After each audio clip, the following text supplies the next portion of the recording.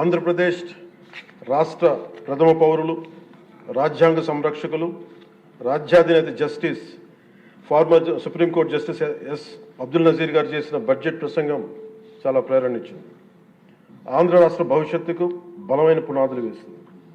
వికసిత్ భారత్లో భాగంగా వికసిత్ ఆంధ్రప్రదేశ్ లక్ష్యంగా సాగింది.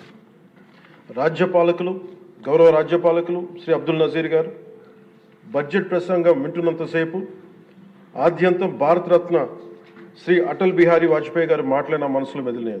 వారు అన్న మాటలు, Bharat needs a government that cares, Bharat needs a government that will reach out to the last person the last. ఆ స్ఫూర్తితోనే గౌరవ ముఖ్యమంత్రి శ్రీ నారా చంద్రబాబు నాయుడు గారి నేతృత్వంలో నడుస్తున్న ఎన్డీఏ కూటమి ప్రభుత్వం దివ్యాంగులకి ఇచ్చే పెన్షన్లు 3,000 నుంచి 6,000కి చేశారు. మంచం నుంచి లేవలేని దివ్యాంగులకి 6,000 నుంచి 15,000 అందిస్తున్నారు. సామాజిక పెన్షన్లు 3,000 నుంచి 4,000కి పెంచారు. రాష్ట్ర వ్యాప్తంగా 63.25 లక్షల మందికి ఈ పెన్షన్ల ద్వారా 2,738 కోట్ల రూపాయలు అందజేస్తున్నారు. ప్రతి విద్యార్థికి 15,000 రూపాయల చొప్పున 67 లక్షల విద్యార్థులకు సంబంధించి 42 లక్షల తల్లుల ఖాతాల్లోకి నేరుగా 10,000 కోట్లు జమ చేశారు. మెగా డిఎస్సి ద్వారా 16,000 ఉపాధ్యాయ పోస్టులు భర్తీ చేయటం, మెగా పేరెంట్స్ టీచర్స్ మీటింగ్స్ పెట్టడం, విద్యార్థుల మధ్యాహ్న భోజన పథకానికి అపరాన్నపూర్ణ మహాతల్లి డొక్కా సీతమ్మ గారి పేరు పెట్టేందుకు గౌరవ మంత్రివర్యులు శ్రీ నారా లోకేష్ గారికి నా అభినందనలు, ధన్యవాదాలు తెలియజేస్తాను.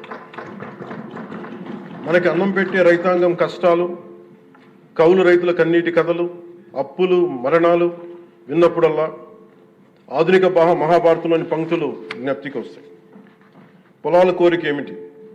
పంటలు పండించి మనిషి ఆకలి తీర్చాలనే కదా అని దున్నే రైతు అనుకుంటా ఉంటే, అందరి ఆకలి తీర్చడం కోసం దుక్కి దున్నే నా ఆకలి ఎలా తీర్చుకోవాలో నాకు తెలియడం లేదు. నా బతుకొక సున్నా కానీ నడుస్తున్నా. చెట్టుగా ఉంటే ఏడాదికి ఒక వసంతమన్నా దక్కేది, కానీ మనిషిని అన్ని వసంతాలు కోల్పోయానని రైతు బాధపడతా ఉంటే, అలాంటి అన్నం పెట్టే రైతాంగాన్ని గత ప్రభుత్వం రైతుల నుంచి కొనుగోలు చేసిన ధాన్యానికి 1,674 కోట్లు చెల్లించకపోతే గౌరవ ముఖ్యమంత్రి శ్రీ నారా చంద్రబాబు నాయుడు గారి నాయకత్వంలోని ఈ ఎన్డీఏ కూటమి ప్రభుత్వం వచ్చిన వెంటనే 1,674 కోట్ల బకాయిలు చెల్లించింది అధ్యక్ష. అది కాకుండా అది పే చేసిన తర్వాత దాని తర్వాత 10,650 కోట్లు 7.37 లక్షల రైతాంగానికి 24 గంటల్లోనే 10,650 కోట్లు వారి ఖాతాల్లో జమ చేయడం జరిగింది. ఇంకొక 53,000 మంది పైగా రైతులకి 48 గంటల్లో సుమారు 1,000 కోట్లు చెల్లించడం జరిగింది. తొలకరి వర్షం తర్వాత జలదానం చేసిన మేఘాలకి భూమిలో ఉన్న ఒక చిన్నారి గింజ మెడ బయట పెట్టి మొదటగా వచ్చిన 2 ఆకులను చేతులుగా జోడించిందంటే కృతజ్ఞతలు తెలిపిందని ఒక కవితా పంక్తుల్లో ఉంటాయి. అలా ఆ చిన్నారి మొలకలాగా ఈ ఎన్డీఏ ప్రభుత్వం అన్నం పెట్టే రైతాంగానికి కృతజ్ఞతతో అండగా నిలబడుతుంది. అలాగే గౌరవ సభ సాక్షిగా కౌలు రైతుల కష్టాలు కన్నీళ్లు తెలిసిన వాడిగా, మీ వాడిగా చెప్తున్నాను. కౌలు రైతాంగానికి భూమిని ఫలాలుగా పంటలుగా మార్చే ప్రవీణత ఉన్నవాడు ధైర్యం కోల్పోనక్కర్లేదు. మట్టిలో ఉన్న కస్తూరి తీసే మనిషికి జీవన పరిమళాల కొరత లేదు. సోదరులైన కౌలు రైతులందరికీ మీరు ధైర్యంగా ఉండండి, మీరు నిండు నూరేళ్లు బతకాలి. మీకోసం ఈ ప్రభుత్వం నిరంతరం పనిచేస్తుందని తెలియజేసుకుంటున్నాను అధ్యక్ష. ఉమ్మడి ఆంధ్రప్రదేశ్ మాజీ ప్రభుత్వ ఉద్యోగి కొడుకుగా ప్రభుత్వ ఉద్యోగులు వారి నిరాశ నిస్పృహలు నేను అర్థం చేసుకోగలను. వారి ప్రతిభకి, అనుభవానికి, సమర్థతకి గుర్తింపు రానప్పుడు ఏమనుకుంటాను కవితా పంక్తులు తెలియజేస్తున్న అధ్యక్ష. ఈ దేశం నా ప్రతిభకు ఒక సమాధి, ఎంత దూరం నడిచినా ఎప్పుడు దూరం అంతే. అందుకే పంచాయతీరాజ్ శాఖ బాధ్యతలు తీసుకోగానే, రూరల్ వాటర్ సప్లై బాధ్యతలు తీసుకోగానే 10,000 మందికి పైగా ఏకకాలంలో ఈ ఎన్డీఏ ప్రభుత్వం నారా చంద్రబాబు నాయుడు గారి నాయకత్వంలో ప్రమోషన్ ఇచ్చాం అధ్యక్ష. ఎలాంటి సిఫార్సులు లేకుండా 77 మందికి తొలిసారి జిల్లా పరిషత్ సీఈఓలుగా ప్రమోషన్లు ఇచ్చాం. సంస్కరణలో భాగంగా 77 డీడీఓ కార్యాలయాలు ప్రారంభించాం. దీనికి అండగా నిలబడ్డ గౌరవ ముఖ్యమంత్రి గారికి నా హృదయపూర్వక ధన్యవాదాలు తెలియజేస్తున్నాను. ఒక దేశాభివృద్ధికి ఆయువు పట్టు రహదారులు లేని చోట అభివృద్ధి శూన్యం. అభివృద్ధికి మూలమైనది రహదారులతో పాటు విద్యుత్తు, తాగునీరు, విద్య, వైద్యం, డ్రైన్స్ అండ్ శానిటేషన్. దాదాపు 2 ఏళ్ల పాలనలో ప్రపంచ కప్ గెలిచిన visually challenged women cricket team captain Deepika మొదలుకొని మొన్న పోలీస్ జాబ్స్కి మేము లెటర్స్ ఇస్తున్నప్పుడు ఉద్యోగంలో వచ్చిన యువ కానిస్టేబుల్ కానీ, ఉదయగిరి నియోజకవర్గంలో స్కూల్ పిల్లలు కానీ, ఇలా ఎందరో ఒకటే అడిగారు అధ్యక్ష, మాకు కనీసం నడవడానికి, మా స్కూల్కి వెళ్ళడానికి, మా ఊర్లు వెళ్ళడానికి, మాకు రిలేటెడ్ ఊర్లు వెళ్ళడానికి రోడ్లు వేయండి అని నిండు గర్భిణీలు కూడా ప్రాణాలు అరచేతులు పట్టుకుని కొండలు గుట్టలు దాటుకునే పరిస్థితుల్లో జాతీయ ఉపాధి హామీ పథకం కింద PM జన్మన్ రాష్ట్ర ప్రభుత్వ నిధులతోటి అడవి తల్లి బాట పేరిట 625 గిరిజన గ్రామాలను అనుసంధానిస్తూ 1005 కోట్లతోటి 1069 కిలోమీటర్ల రహదారుల నిర్మాణం చేపట్టాం.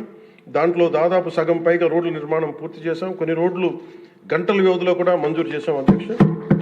అలాగే మారుమూల ప్రాంత ప్రజలు, గిరిజన ప్రాంత ప్రజలు గొంతిమ కోరికలు కోరలేదు అధ్యక్ష. వారు అడుగుతుందల్లా చిన్నపాటి రోడ్ల సౌకర్యం వారు అడిగేది. ఆ రోడ్లు మంజూరు చేసినప్పుడు, పూర్తి చేసినప్పుడు ఆ ప్రజల కళ్ళలో నాకు అనిపించేది ఇవే: గుక్కెడు నిశ్శబ్దం తాగి చిరిగిన చీకట్లు కప్పుకొని పడున్న నాకు కమ్మని ఆశామధురమ కానుకగా తెచ్చాం. స్వాతంత్రం వచ్చి 7 దశాబ్దాలు దాటిన విద్యుత్ వెలుగులు లేని 17 కుటుంబాలు చెంది ఒక మారుమూలన గిరిజన గ్రామానికి ₹1 కోటి పైగా వెచ్చించి 17 కుటుంబాలున్న గ్రామానికి 9.6 కిలోమీటర్ల మేర 200 పైగా విద్యుత్ స్తంభాలను పాతి ట్రెడిషనల్ పవర్తో పాటు PM జన్మన్ పథకం కింద సోలార్, విండ్ ఎనర్జీతో పాటు హైబ్రిడ్ విద్యుత్ వ్యవస్థని ఏర్పాటు చేశాం అధ్యక్ష. ఆ విద్యుత్ వెలుగుల్లో, గిరిపుత్రుల్లో, గుండెల్లో నాకు ఈ భావన చాలా బలంగా తెలుసు. వెలిగిన బల్బును చూసి వారు ఒకటే అనుకున్నారు అధ్యక్ష, పొద్దు గుంకితే చీకట్లో బతికే ప్రజలు ఆ వెలుగుతున్న బల్బును చూసి ఎన్నాళ్ళకి మా అతిథిగా వచ్చాం, ఈ సుధిల కుటీరానికి ఇంత వెలుతురుని తెచ్చామని వారి గుండెల్లో ఉన్న వారికి ఆ భావన నాకు నిజంగా తెలిసింది అధ్యక్ష. గౌరవ ప్రధాని శ్రీ నరేంద్ర మోదీ గారు వ్యక్తిగతంగా జల్ జీవన్ మిషన్ చాలా ఇష్టపడి ఎంతో బడ్జెట్ దాదాపు 191,011 కోట్లు ఆయన 1924 మధ్యలో ఈ జల్ జీవన్ మిషన్కి బడ్జెట్నిచ్చి ఈ దేశ సగటు పౌరుడికి కనీసం సరాసరి 55 లీటర్ల రక్షిత మంచినీరు అందించాలని లక్ష్యంగా ముందుకు వస్తే గత ప్రభుత్వం కేంద్రం నుంచి 27,000 కోట్లు కేంద్ర ప్రభుత్వం ఆమోదం తెలిపితే ఖర్చు పెట్టింది వాళ్ళు దాదాపు కేవలం 4,000 కోట్ల అధ్యక్ష. అందులో కేంద్రం వాటా 2,000 కోట్లు. 4,000 కోట్లు ఖర్చు చేసి పైప్ లైన్లు వేయడం తప్ప ఒక్క గ్రామానికి సంపూర్ణంగా నీరు ఇచ్చింది లేదు. జైజీవన్ ముగిసే నాటికి అలాటెడ్ 27,000 కోట్లు వాళ్ళు ఖర్చు పెట్టింది మినహాయిస్తే 23,000 కోట్లు వినియోగించుకోలేపారు అధ్యక్ష.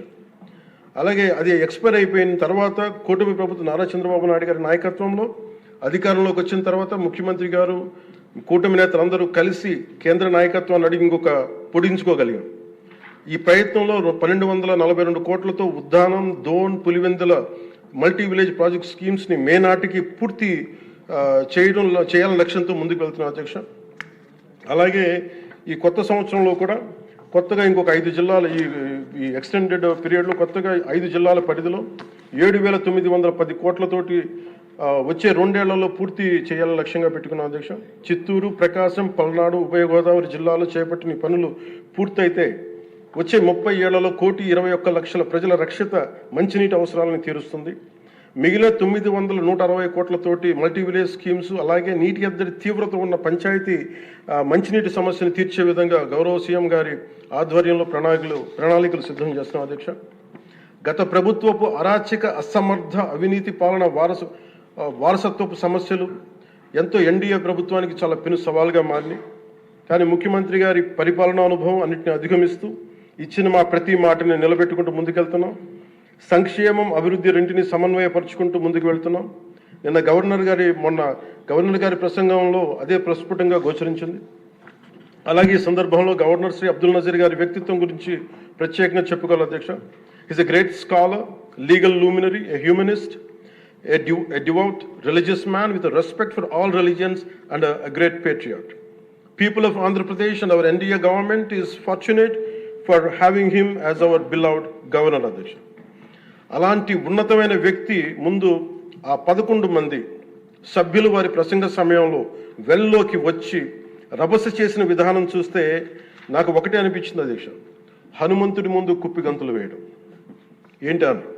అలాగే 151 మంది 151 నుంచి 11 సభ్యులకి పడ్డ వారిని చూసి మనం అందరం కూడా నేర్చుకోవాల్సింది, గుర్తుపెట్టుకోవాల్సింది అది భారతరత్న వాజ్పేయి గారి మాటల్లో, democracy రెsts on one belief, and that is when leaders cannot solve the problems, the people will. అందుకని ఇది మనం చాలా జాగ్రత్తగా మన వాజ్పేయి భారతరత్న వాజ్పేయి గారి మాటల్ని మనం తీసుకోవాలి అధ్యక్ష. అలాగే under guidance of honourable CM deputy CM honourable CM Shri CBN Chandrababu Naidu garu ఈ భారతరత్న వాజ్పేయి గారి మాటల్లోనే వారు దాన్ని తెలియజేస్తాం అధ్యక్ష. The challenges we are facing ahead, మనకున్న ఛాలెంజెస్ కానీ ఉన్న సమస్యలన్నింటినీ భవిష్యత్ వికసిత్ ఆంధ్రప్రదేశ్ దిశగా ఎలా వెళ్ళాలి అని అనుకుంటే అది వాజ్పేయి గారి మాటలను చెప్తాను అధ్యక్ష. It's no problem we cannot tackle, no challenge we cannot face, no opportunity we cannot seize. Jai Hind and జై భారత్.